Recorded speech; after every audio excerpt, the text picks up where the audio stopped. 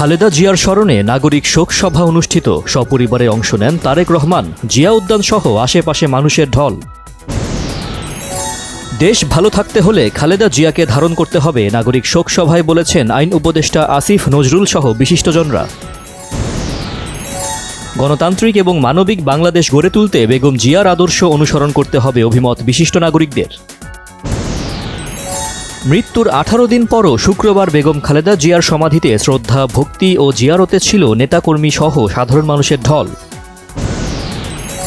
BNP chairman Tarique রহমানের সঙ্গে Trump প্রশাসনের ভার্চুয়াল বৈঠক, দ্বিপক্ষীয় বিভিন্ন বিষয়ে আলোচনা।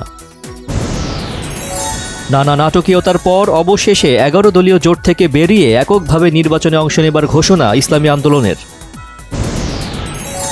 ইসলামী আন্দোলন জোট থেকে বেরিয়ে গেলেও এখনও সমঝোতা হতে পারে, জানিয়েছেন জামায়াতের সহকারী সেক্রেটারি জেনারেল হামিদুর রহমান আজাদ।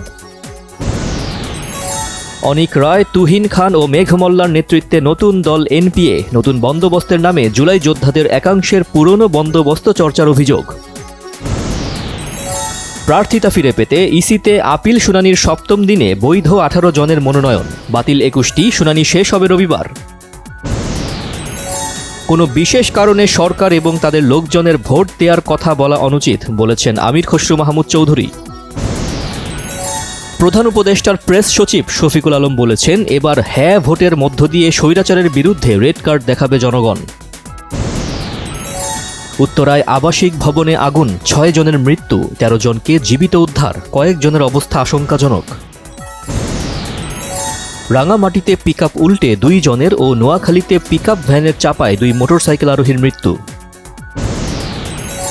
দেশের বিভিন্ন জায়গায় তাপমাত্রা কিছুটা বাড়লেও উত্তরবঙ্গে বেড়েছে শীতের প্রকোপ। পবিত্র শবে মেরাজ আজ, মহান আল্লাহর বিশেষ রহমতে এই রাতে ঊর্ধ্বাকাশে গমন করেন মহানবী সাল্লাল্লাহু আলাইহি ওয়াসাল্লাম।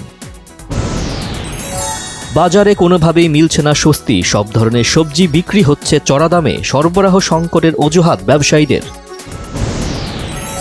ট্রাম্পের সাথে দেখা করে নিজের নোবেল শান্তি পুরস্কারের মেডেল উপহার দিয়েছেন ভেনিজুয়েলার বিরোধী নেত্রী মারিয়া করিনা মাচাদো।